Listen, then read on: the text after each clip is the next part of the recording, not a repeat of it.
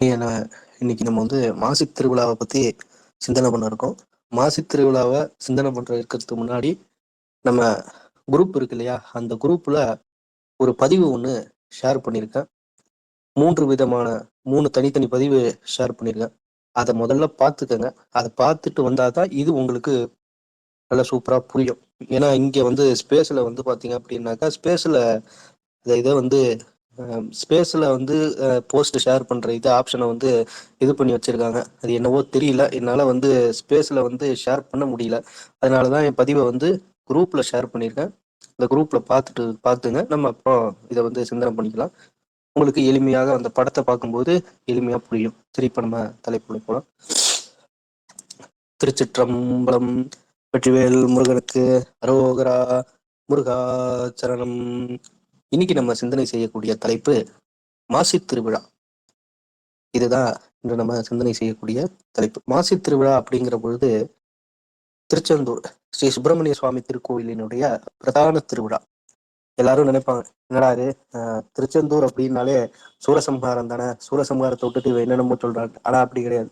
திருச்செந்தூர்ல சூரசம்ஹாரம் மிக முக்கியம்தான். ஆனா சூரசம்ஹாரத்துக்கு திருச்செந்தூர்ல கொடியேற்ற மாட்டாங்க. ஒரு கோவில் அப்படின்னாக்கா அந்த கோயிலுக்கு பிரதானமா உற்சவங்கிறது இருக்கணும். அந்த உற்சவம் பிரதானமா இருக்கணும்னா அதுக்கு மிக முக்கியமாக தேவை துவஸ்தம்பம். அதுல கொடி ஏத்தணும். கொடி ஏத்தி நடைபெறக்கூடிய திருவிழா மட்டும்தான் மிக முக்கியமான திருவிழாவா, பிரதான திருவிழாவா எடுத்துக்கொள்ளப்படும். திருச்செந்தூர்ல சூரசம்ஹார உற்சவத்துக்கு யாகசாலை பூஜைகள் மட்டும்தான் நடைபெறுமே தவிர்த்து இது கிடையாது, கொடியேத்தங்கிறது கிடையாது. ஆனா திருச்செந்தூர்ல வருஷத்துக்கு 2 திருவிழா வந்து பாத்தீங்க அப்படின்னாக்கா கொடியேத்தி உற்சவம் பண்ணி பண்ணுவாங்க. அதுல ஒண்ணு வந்து மாசி, இன்னொன்னு வந்து ஆவணி. அதாவது ஒரு உற்சவம் உத்தராயண புண்ணிய காலத்துல, ஒரு உற்சவம் தட்சிணாயன புண்ணிய காலத்துல, ஒரு உற்சவம் சுக்லபட்சத்துல, இன்னொரு உற்சவம் கிருஷ்ணபட்சத்துல, இப்படி மாறி மாறி இருக்கும். அதுல இந்த உத்தராயண புண்ணிய காலத்துல சுக்லபட்சத்துல நடைபெறக்கூடியதுதான் இந்த மாசித் திருவிழா.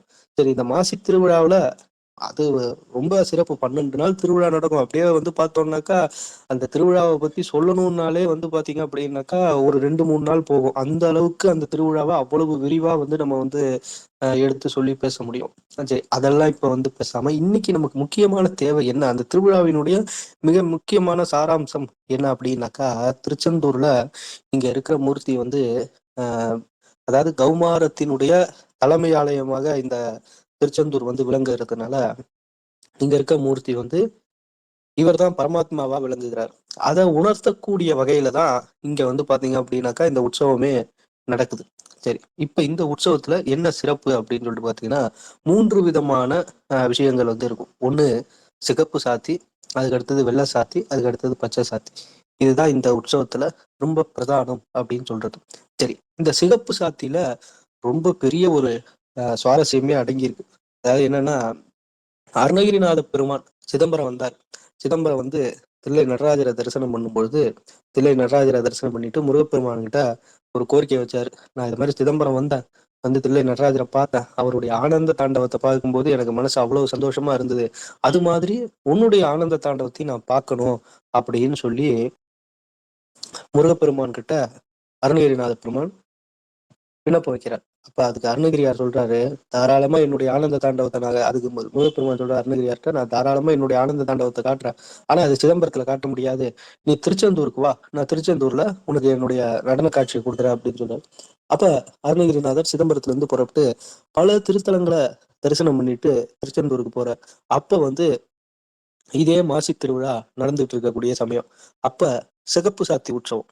இந்த சிகப்பு சாத்தி உற்சவத்துல முருகப்பெருமானானவர் சாட்சாத் ருத்ரமூர்த்தியாக அழிக்கக்கூடிய கடவுள், அழிப்புக்கு ஆஹ் பிரதான மூர்த்தியாக கருதப்படக்கூடிய ருத்ர சுரூபத்துல முருகப்பெருமான் வந்து இருக்கிறார். அப்ப அருணகிரிநாதர் வரவும் திருச்செந்தூர்ல சண்முகர் வந்து பாத்தீங்க அப்படின்னாக்கா வெளியில வரார். வெளியில வரும்பொழுது வந்து பாத்தீங்கன்னா ஃபுல்லா சிகப்பு சாத்தி சிகப்பு அலங்காரத்துல அவ்வளவு அற்புதமா வந்து பாத்தீங்க அப்படின்னாக்கா அருணகிரிநாதர் சுப்பிரமணிய சுவாமி காட்சி கொடுக்குறாரு. அருணகிரிநாதர் பாக்குறாரு. பார்த்த உடனே ஃபுல்லா சிகப்பா இருக்காரா. அப்பதான் உடனே முருகர் சொல்றாரு, அருணகிரி பின்னாடி வா அப்படிங்கிறாரு. பின்னாடி வா அப்படின்னு சொல்லும் போது முருகப்பெருமான் வந்து அப்படியே அந்த திருச்செந்தூர் வீதியில வலம் வரும்பொழுது அருணகிரிநாதர் முருகரினுடைய பின்னாடி போய் நின்று பாக்குறார். பின்னாடி போய் நின்று பார்த்தா அப்படியே வந்து தன்னுடைய நடன காட்சியை அருணகிரிநாத பெருமானுக்கு கொடுக்குறாரு. எப்படி கொடுக்குறாரு அப்படின்னு சொல்லிட்டு அதை அந்த பாட்டிலேயே சொல்றாரு. தண்டையணி வெண்டையும் கிண்கிணி சதங்கையும் அப்படின்னு சொல்லிட்டு அப்பதான் அந்த திருப்புகழ் வந்து பாடுறாரு அருணகிரிநாதர். அப்படி வந்து பாத்தீங்க அப்படின்னாக்கா தன்னுடைய பின்பகுதியில நடராஜனினுடைய திருக்கோலத்தை சுப்பிரமணிய சுவாமி அருணகிரிநாத பெருமானுக்கு காட்டினார். அதை உணர்த்தக்கூடிய வகையில இன்னமும் வந்து பாத்தீங்க அப்படின்னாக்கா திருச்செந்தூர்ல மாசி திருவிழாவும் சரி, ஆவணி திருவிழாவிலையும் சரி, இந்த சிகப்பு சாத்தி உற்சவத்தும் போது முதல்ல முருகப்பெருமான் 6 முகத்தோட, இது இங்க வந்து சண்முகர் தான் பிரதானம். சண்முகர்ன்னு சொல்றது 6 முகங்களோட 12 திருக்கரங்களோட சுவாமி இருக்கிறார் இல்லையா? அந்த சண்முக மூர்த்தியானவர் வந்து என்ன பண்ணுவாருன்னா, முழுக்க முழுக்க வந்து பாத்தீங்க அப்படின்னாக்கா சிகப்பு. வேற எந்த கலரும் கிடையாது. முழுக்க சிகப்பு நிற வஸ்திரம், சிகப்பு நிற மலர்களால அலங்காரம் பண்ணி, சிகப்பு சாத்தி ரொம்ப சூப்பரா இருப்பாரு. இது முன்பக்கம். முருகருடைய பின்பக்கம் போனீங்கன்னா, நம்ம எந்த முருகர் முருகரை பார்த்தாலும் நமக்கு முன்னாடி 3 முகம் தான் நம்ம கண்ணுக்கு தெரியும். பின்னாடி 3 முகம் இருக்கும். அந்த பின்னாடி 3 முகத்துக்கு போய் பார்க்கிற போது என்ன ஆகும்னா, முருகர் வந்து உற்சவ மூர்த்தியை வெளியில வலம் எடுத்துட்டு வலம் வராங்கல்ல, அப்ப வந்து நீங்க முருகருடைய பின்புற முதுகு பகுதியை பார்க்கும்போது என்னன்னா, அங்க வந்து முருகர் நடராஜருடைய திருக்கோலத்துல காட்சி கொடுப்பாரு. அவ்வளவு அற்புதமாக தில்லை நடராஜராக சுப்பிரமணிய சுவாமி காட்சி கொடுப்பார். இது அருணகிரிநாத பெருமானுக்கு காட்சி கொடுத்தது. அதை இன்னமும் ஆவணி திருவிழாவிலையும் சரி, மாசி திருவிழாவிலையும் சரி நடத்திட்டு இருக்காங்க திருச்செந்தூர்ல. இதனுடைய தாற்பயம் என்னன்னா, அழிக்கக்கூடிய ருத்ரமூர்த்தி நான் தான் அப்படின்னு முருகர் வந்து இந்த இடத்துல நமக்கு எல்லாம் உணர்த்துறார். சரி, அதுக்கு அடுத்தது முழுக்க முழுக்க வந்து பாத்தீங்க அப்படின்னாக்கா வெண்மை நிறத்தாலேயே வந்து சுவாமி அலங்காரம் பண்ணியிருப்பாங்க. வெள்ளை நிற வஸ்திரம், வெள்ளை நிற புஷ்பங்கள், இதோட அலங்காரம் பண்ணி முருகப்பெருமான் காட்சி கொடுப்பாரு. இது வந்து என்னன்னா, படைக்கக்கூடிய பிரம்மாவும் நானே அப்படின்னு உணர்த்தக்கூடிய வகையில இந்த ஒரு அலங்காரமானது இருக்கும். அதுக்கு அடுத்தது முழுக்க முழுக்க பச்சை நிறத்தால, பச்சை நிற வஸ்திரம், பச்சை நிற மலர்களோட அலங்காரம். காக்கக்கூடிய கடவுள் மகாவிஷ்ணு, அதுவும் நான் தான் அப்படின்னு உணர்த்தக்கூடிய வகையில முருகர் வந்து இங்க காட்சி கொடுக்குறார். அதாவது பிரம்மாவும் நானே, விஷ்ணுவும் நானே, ருத்ரனும் நானே அப்படின்னு படைத்தல் காத்தல் அழித்தல் என தொழில்களையும் இங்க நான் தான் செய்யறேன் அப்படிங்கிறத முருகர் இங்க நான் தான் பரமாத்மா அப்படின்னு உணர்த்தக்கூடிய வகையில இந்த மும்மூர்த்தி தரிசனமா வந்து நம்மளால பார்க்க முடியும். இந்த திருச்செந்தூர்ல ஆவணி திருவிழாவும் சரி, மாசி திருவிழாவிலையும் சரி, இந்த பச்சை சாத்தி, சிவப்பு சாத்தி, வெள்ளை சாத்தி இந்த உற்சவத்தை பார்க்கறது அவ்வளவு கோடி புண்ணியம் நம்ம எல்லாருக்கும். இன்னைக்கு வந்து பாத்தீங்க அப்படின்னாக்கா நேற்று மாலை வந்து முருகர் வந்து சிகப்பு சாத்தியில காட்சி கொடுத்தார். இன்னைக்கு காலையில அதிகாலையில வெள்ளை சாத்தியாகவும் இப்போ வந்து பச்சை சாத்தியாகவும் வந்து பாத்தீங்க அப்படின்னாக்கா நட்பகல்ல காட்சி கொடுத்திருக்காரு. ரொம்ப அற்புதமான ஒரு திருவிழாவாக இந்த திருவிழா நமக்கெல்லாம் அமைந்திருக்கு. இன்னைக்கு திருச்செந்தூர் மாசி திருவிழாவை பத்தி சிந்தனை பண்ணது மிகுந்த மகிழ்ச்சி அளிக்கிறது. வாய்ப்பளித்த அடியார்களுக்கு இறைவனுக்கு நன்றி கூறி அடியனுடைய உரையை நிறைவு செய்து கொள்கிறேன். சிவாய நம. திருச்சிற்றம்பலம். வெற்றிவேல் முருகனுக்கு அரோகரா. முருகா தரணம். திருச்சிற்றம்பலம்.